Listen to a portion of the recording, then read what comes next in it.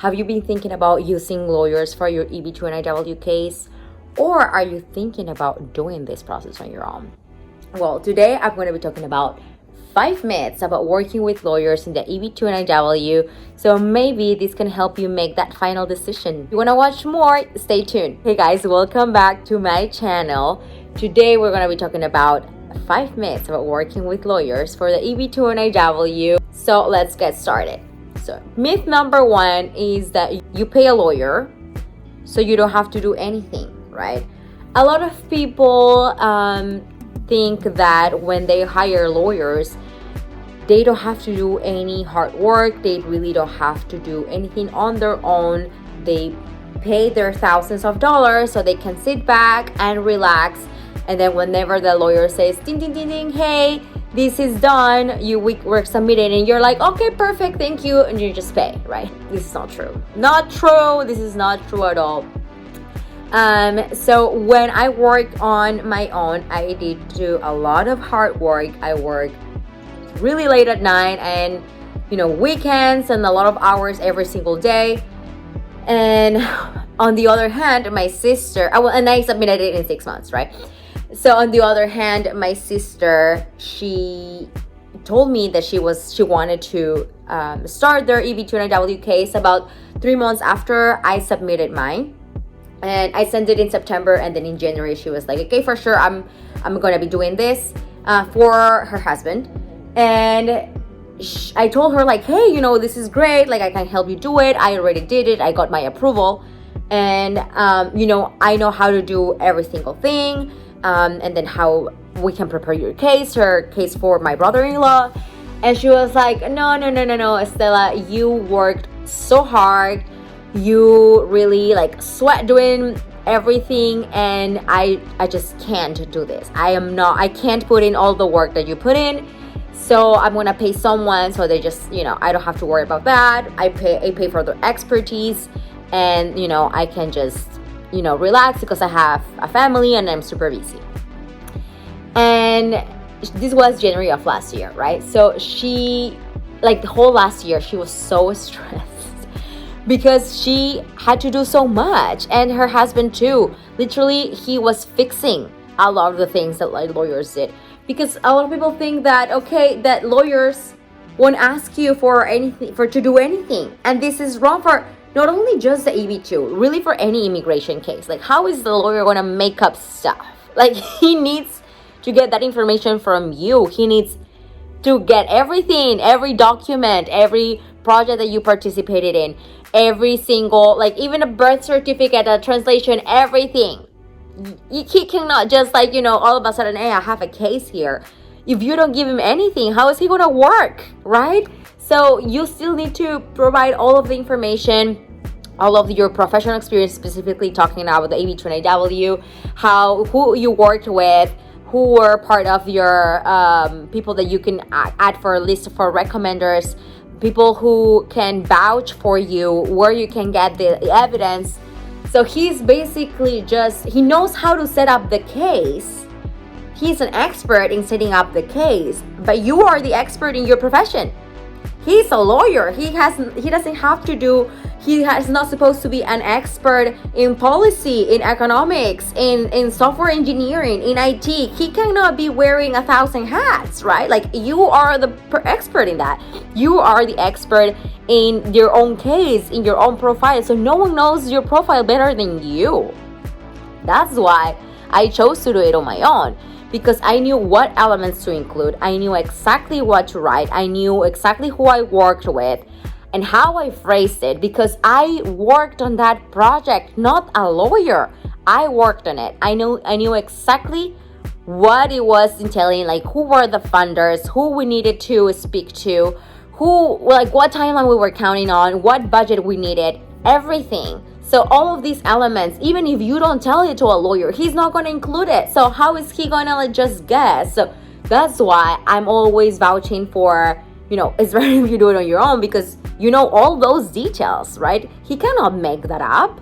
And so, so now talking about this. So the perfect writer for that would be literally you, right? Well, maybe you're not the best writer. Maybe the lawyer can write it better. But if you don't give them the information or how, like what to add, he cannot really make the best case for you. So in the case of my brother-in-law, I remember he was fixing a lot in the writing, a lot in the case. He was like, what is this? This doesn't go here. This doesn't go there. This is not true. I didn't do that. And, this project, this is not how it was really. And, this project, this is better phrased this way. This case is better phrased this way. This argument doesn't make any sense. Well, because he was the expert in what he was doing, right? So if you are that serious about hiring a lawyer for this reason, that you are not going to do anything because you're paying the lawyer, really reconsider. Because regardless whether you're doing it on your own or you're doing it with a lawyer, you still need to put in the work. You need to put in the work, okay? So don't think this is an easy pass that you're paying someone so you're gonna get your green card without having to do the work. Not true. Okay, now myth number 2. Lawyers will submit my case in 2 months, or any short timeline you want to insert there. It could be true for some people. I am sure some of them were in fact promised and they fulfill this promise that they send their case in 2 months. So we're in March now, so maybe they said in May and then they're sending it in May. But in a lot of cases, if not the majority, this is not true. This doesn't happen this way. I mean, your case will be submitted for sure, but not necessarily in the timeline that you were promised, okay? So in this type of cases, just like in anything in life, there are gonna be roadblocks that you were not expecting. And same with the lawyer. You probably thought that if you send an email to someone to send you the letter within 2 weeks, they were gonna send it in 2 weeks. They had different timelines and they send it in a month or 2, and then you reach out to someone else and then they are on leave, and then you really need that letter, so they say I can help you, but in June. So it's not sometimes just because of a lawyer, but just of a lot of things that happen in your case. But just because you hire a lawyer, it doesn't mean you're gonna get it in really fast. This is not necessarily true.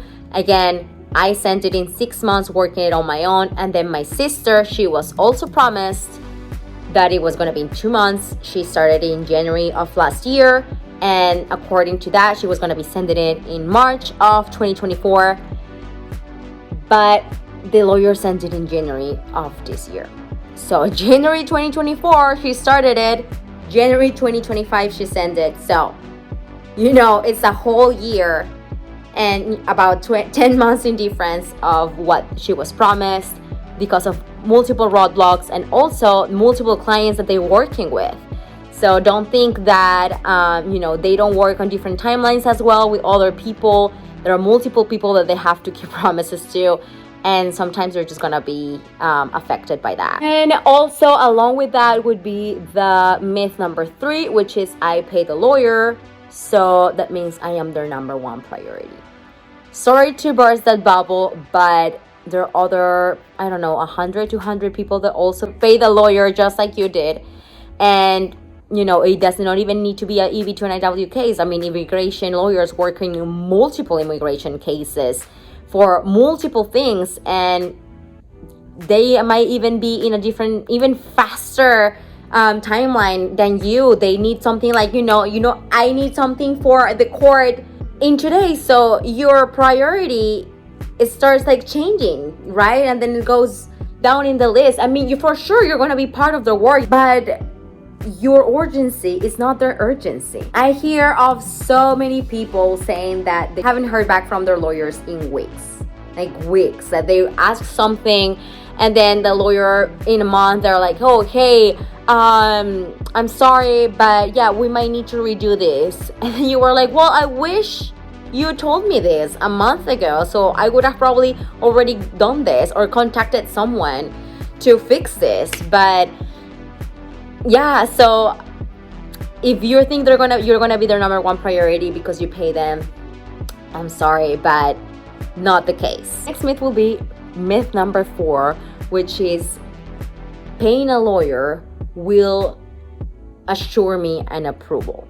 Ultimately, the entity that makes a final decision in your case is USCIS, no one else, okay? So in my opinion, no one can really assure you an approval. They can help you increase your probabilities of being approved by meeting all the criteria, showing every single evidence, meeting all the requirements of a package. But ultimately, it's up to USCIS to decide whether your case is approved or not. And as a matter of fact, it's pretty common for people to work with lawyers and get RFEs and get their cases denied, which I honestly don't quite understand, because I think that the lawyer should have experiencing the fact that, like, if I'm missing something, I should know beforehand. Like, if I missed an evidence in this argument, they should know already that this is going to be a problem once it hits to USCIS office,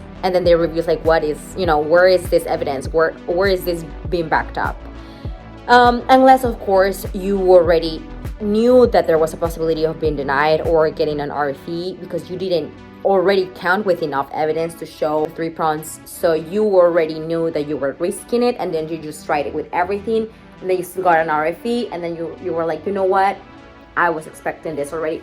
Then sure. But if you were surprised, like, what, I don't get it, like, I was working with a lawyer and he never told me that we were missing anything, that he was sure that we were showing everything, this is common. So don't be surprised with this. There's a lot of cases where this happens. So can the lawyer assure you 100% that you're going to be approved by these, by the evidence that shows that no? Myth number 5 is that I have more chances being approved working with a lawyer than if I worked on my own. I beg to differ on this, because as you've probably seen in other of my videos and knowing a bit of my journey and my own case, lawyers told me that I should wait because my case needed to be strengthened for time, and I made that decision to work on my own and then started as soon as possible instead of waiting those 6 months. And if I had worked with lawyers, I knew that I was going to be restricted by their expertise. So in a lot of parts of my case, I used a lot of things that were like, I'm not sure if this is strong enough of a reasoning for USCIS to approve me, but I'm going to add it anyway. I'm going to add this anyway. I'm going to add this anyway. There were a bunch of things that are like, this is all to back up of how I'm an expert of exceptional ability, and how I qualify and in the best position to fulfill my endeavor that has national interest. And I felt that if I had worked with lawyers, they were going to discourage me a lot in using those arguments and adding those elements, because they were going to be like, oh, that's not good enough, we're going to add this, we're just focused on these big things. But I do feel that by adding all those little elements, that really strengthened my case, and I feel that I had even more chances working on my own than working with lawyers, and I got it approved. So it's not that I had even more chances with lawyers, right? They according to them saying that I needed to wait, they thought that I didn't have enough chances working with them, but I worked on my own and I had better chances, right? So just by that logic, you can tell that not because you work with lawyers you have more chances than working on your own. There are multiple cases of people that have worked on their own and got their cases approved, and a lot of people working with lawyers and got RFEs or getting their cases denied. So this is a myth. Well, thank you so much for being here with me, guys, and hearing a bit of a few myths of working with lawyers for the EB2 NIW. I really hope that if you were considering working on your own or working with lawyers, this really helped you make that decision, or encourage you to maybe search different ways on how to move forward with your case. If you have any questions, as you know, you can sign up for a 15-minute free strategy call with me. I've had the opportunity of getting to know a lot of you through these calls, and as all of you know already, I'm working in the course that I'm going to be launching in the next couple of months. So stay tuned for this announcement. I wish you all the luck, and I see you in my next video. Ciao, ciao.